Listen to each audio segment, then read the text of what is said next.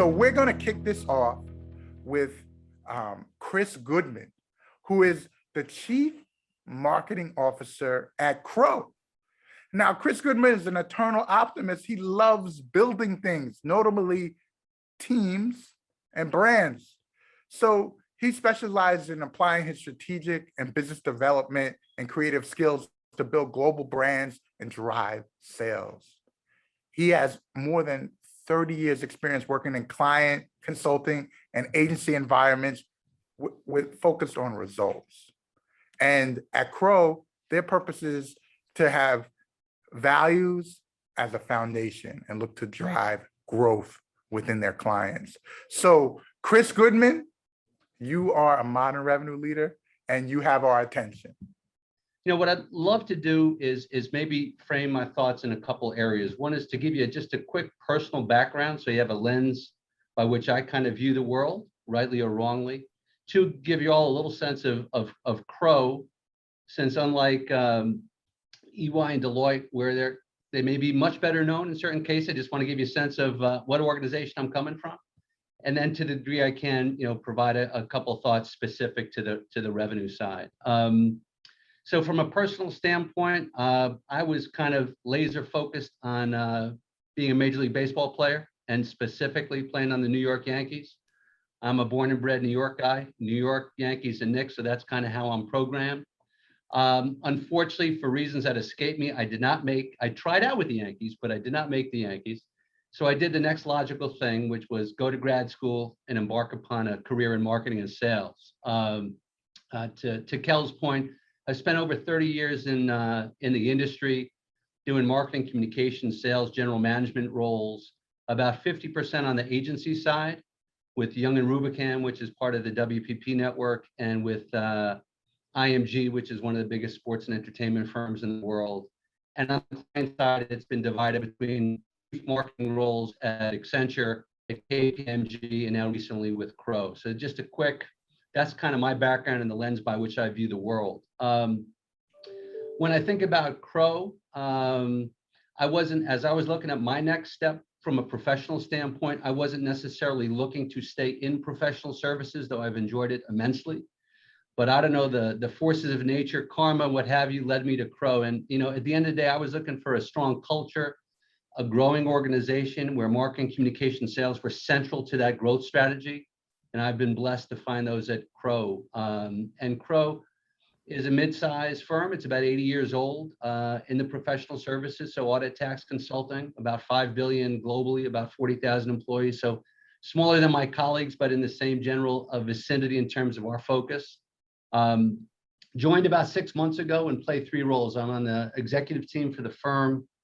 I'm on a group called the Strategic Growth Office in concert with the head of strategy, head of industry, and head of corporate dev. We're kind of looking at how can we place big bets for the firm. And yes, I'm the CMO as well, looking after marketing communication. So all exciting roles, all intertwined, all singularly focused on driving growth for the firm.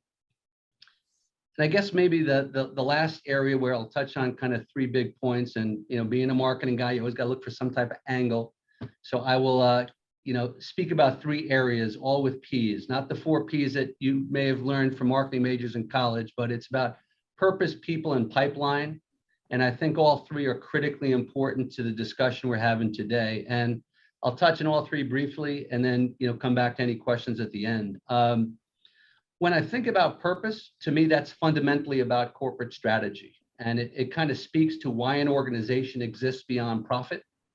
And I think it's helpful to understand that at an organizational level, but also at a personal level, right? What's your personal purpose? Where the kind of the needs of the world and your skills and interests kind of collide. So purpose, I think, is critical. Values, what you believe in.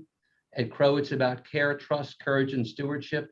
In lots of places, particularly over the last two years or so, lots of conversation about purpose and values and culture. And I can tell you that, my experience is it's not words on a wall, we wear it on our sleeve. And whether it's recruiting people, working with clients, M&A decisions, purpose and values are at the center of it. At the end of the day, vision, where are you going as a firm? So those 3, purpose, values, and vision, I think are critical.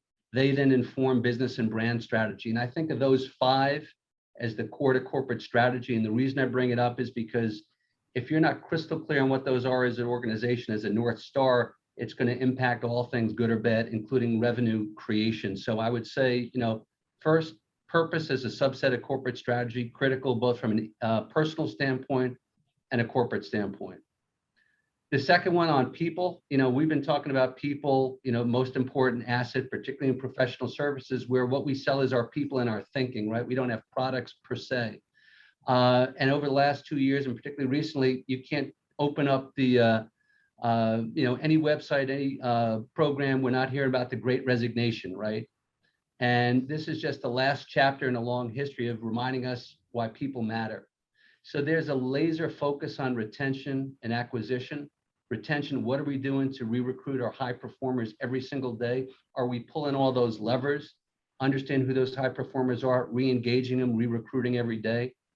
And from an acquisition standpoint, whether it's experienced folks, and I like to focus on the kids on college campuses, because if you think about professional services in an industry, and it's probably the case for the three on the phone today, you look at these organizations, 10,000, 50,000, hundreds of thousands of people, the average age is probably in their upper 20s. So you got to be thinking about these kids on college campus every day, and how do we recruit, and how do we make professional services relevant to them when they're fighting with, I don't know what I want to be when I grow up, right? And I hope I never answer that question myself, but so why professional services? Why this firm versus another firm? They're thinking about startups. They're thinking about Google. They're thinking about Amazon. Maybe they're thinking about our firm. So that people component, retention, acquisition, critical overall, as well as it relates to revenue leaders. And then finally, pipeline. To me, I reduce that to brand and demand generation, right? And it's all about pipeline, right? How do we build the pipe? How do we increase the velocity of the pipeline? How do we manage that pipeline, the hygiene of it? And both brand and demand, critically important. They're interdependent, but vital in driving disproportionate and purposeful growth. I like to think about purposeful growth because it's just not growth for growth's sake, but that growth is individual. How am I growing the individual?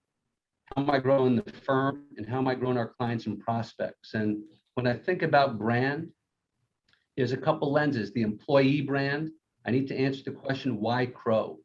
Why do I want to, and fill in the brand, right? But why do we want to keep those folks? When I think about it from an employer standpoint, when I'm trying to hire people, why Crowe versus some other place? And when I think about it from a client or prospect standpoint, why Crowe, right? And it fill in the organization, but I think those three fundamental branding questions, why, your organization to your employees, to recruits, and to, the marketplace in general, being able to powerfully and singularly answer that, critical as we think about the pipeline. And then finally, when I think even more drill down to kind of demand generation, are we really thinking about our entire sales organization, right? Sales operations, sales enablement, sales management, all those various pieces, from the CRM system to the business development people we hire to training. There's a ton of different things that go into that. And we're really thinking about that full section. So I guess in closing, maybe a couple of quick thoughts. One, surprise, surprise, no silver bullet. If there was, we'd all be retired. Or at least I know I would be, is one. Two, driving revenue is a function of success across a variety of areas, including all dimensions of a sales and marketing organization. And finally, when you think about it, again, those three Ps, think about the power and the impact on the success of the firm, including revenue, right? Success is defined more broadly. Understanding the purpose as a subset of corporate strategy, why we exist. People from a retention and acquisition, winning that war for talent, Great Resignation. And pipeline, what are all the things we could be doing to fill it, to drive the velocity of it, and to make sure the hygiene is there. So hopefully some of those things were helpful, but I appreciate your attention, and again, excited to hear from our other speakers. So Kel and Joe, there you have it.